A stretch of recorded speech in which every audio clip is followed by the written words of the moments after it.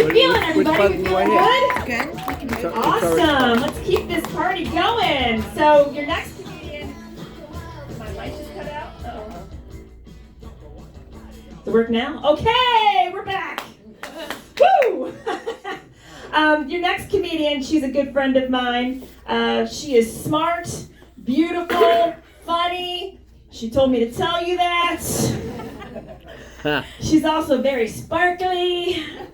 She's coming to you all the way from Palm Coast. Please give it up for Miss Helen of Joy!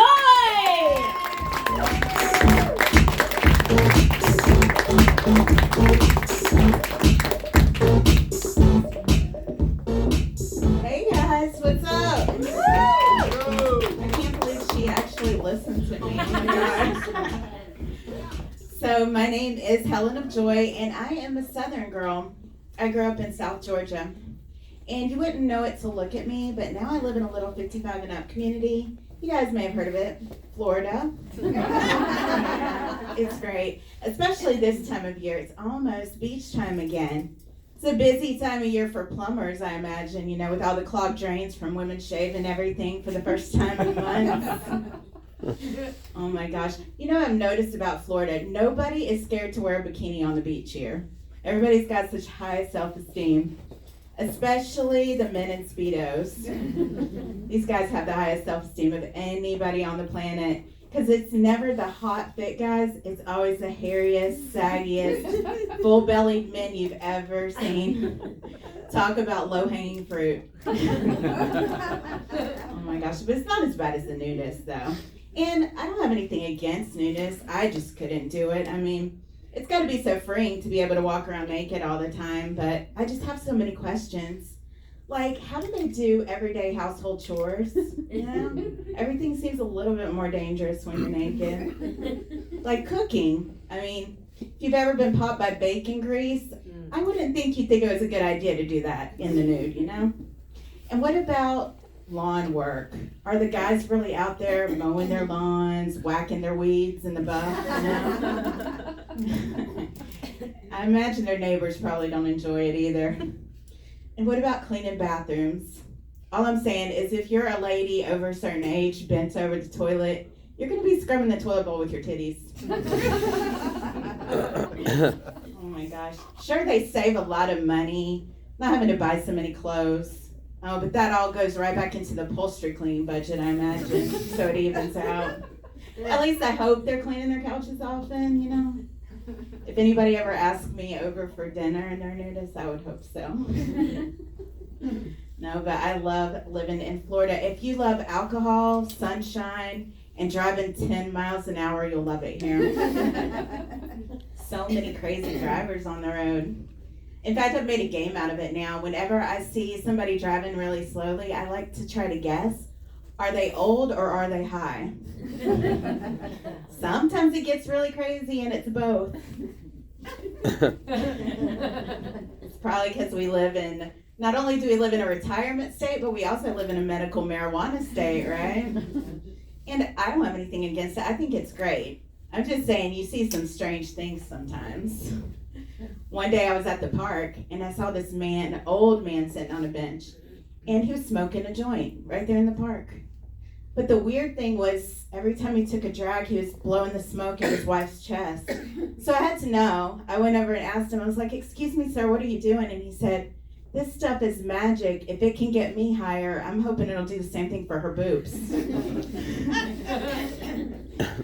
So I might start hanging out in the park, seeing if I can get some secondhand smoke. Oh my gosh. So yeah, living in Florida is great. I've been learning a lot of new things lately. My friends had me over for dinner, and they had a bidet at their house, and I'd never used one before. But I did learn pretty quickly that if you're testing out the buttons, you don't want to do it standing up. You might get baptized. When we think of bidets, we think of classy, luxurious, but isn't it kind of just a fancy hoe bath with a little bit more self-respect, you know? I didn't get to test out all the buttons, but I've been doing a lot of thinking, and guys, I'm going back because I have so many questions now. Like, I know what it does regularly, but what happens if you turn around and sit on the toilet backwards and use it? And how long can I stay in their bathroom without them coming to find me? I mean, if I stroll out of there 45 minutes later, soaking wet, hair a mess, smoking a cigarette, are they ever going to let me in their house again? I don't know, but I'm going to find out. Keep you posted. Oh my gosh, I can't even believe I get up here and do this now, because I spent most of my life being painfully shy, believe it or not. Speech class was my worst nightmare. So naturally, I decided to do stand-up comedy. I love it. I guess I'm a glutton for punishment. I think it comes from my school days. I went to a Baptist school. You guys have heard of Catholic guilt? Well, Baptist guilt is a thing too. And it is real, because most people, when something bad happens to them, they think, why God, why? Why do bad things happen to good people? Not me. Something bad happens to me, I automatically assume at some point I've done something bad to deserve it and I'm being punished. Like, I had a couple of impure thoughts about Jason Momoa once. Probably why my transmission blew up. Or I stole a lip gloss in 3rd grade. Must be why I got dumped again. Speaking of getting dumped, a few years ago I went through a really bad breakup. I was with this guy for 4 years. We lived together. I had to move out. It was a really rough time. But with all that, that wasn't the worst part about the breakup. The worst part, and this is a true story, this same week I got dumped, my favorite toy died. This was the sex toy that was going to get me through, I don't know, weeks of celibacy, you know? It gave out on me the worst possible time. Have you ever been rejected by a man and a sex toy in the same week? It is definitely a blow to the ego, I'll tell you. But it's okay. You don't have to feel sorry for me, because I just got a new shower head, so I was all good. So after the breakup, I ventured out. Breakups are weird. It makes you do strange things like change your hair, take up new hobbies, lose weight. I did all of that. I even tried going out to a ladies' night at a bar, and I hated it. I mean, sure, you get cheap or free drinks, but nothing gets you in the mood like the smell of sweat, cheap alcohol, and Axe body spray.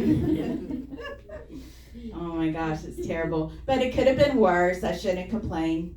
In fact, it was worse a long time ago, because not that many people know this, but ladies' night actually dates back to prehistoric times. Yep, men were out looking for women then too. But when guys talked about going out clubbing back then, it hit a lot harder. Literally, they'd hit you over the head with it, drag you back to the cave. Can't blame them. It was cheaper for the guys back then. But I'm so glad we've evolved a little bit.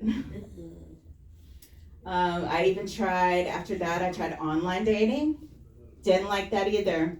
Guys lie on their profiles all the time. I was talking to this guy one time. We decided to meet up for lunch. I get to the restaurant. I see him walking up. He looks a lot like his profile picture, but he comes up a little short. Literally, he was up to here on me. Not that there's anything wrong with that, but his profile said he was 5'10", so it was really awkward. I didn't know what to say. So I just patted him on his head and said, "I'm sorry, buddy, you gotta be this tall to ride this ride." Yeah, I'm terrible at dating. I once dated a guy that was so arrogant, every time I said, "Oh God," in bed, he would answer yes. Another thing I didn't like about online dating was all these guys are so physically active. They want to do all these outdoor activities. I'm not about that, you know. If they're into hiking, kayaking, rowboating, forget it, I'm out. You know, I'm not totally lazy though. I am willing to walk a couple of blocks if we can't find a parking space at the bar, you know. I'm willing to make that sacrifice. Oh my gosh, I'm just glad that I don't have to worry about dating anymore, because I have a boyfriend now. Thank you. We've been dating for a while. We've recently taken things to the next level. No, we're not engaged or anything like that. We've just gotten to the point in our relationship where brushing your teeth is foreplay. Yeah. Like, you know, when one of you gets up to go to the bathroom in the morning but comes back with freshly brushed teeth, then you know it's on. Oh my gosh. my poor boyfriend. He didn't know what he was getting himself into, dating a performer.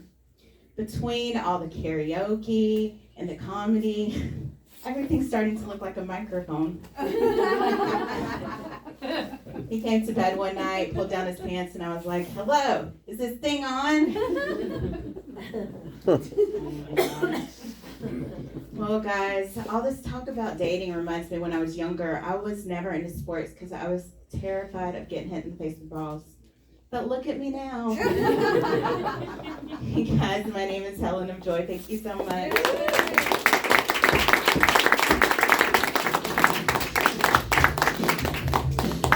Helen of Joy, everyone!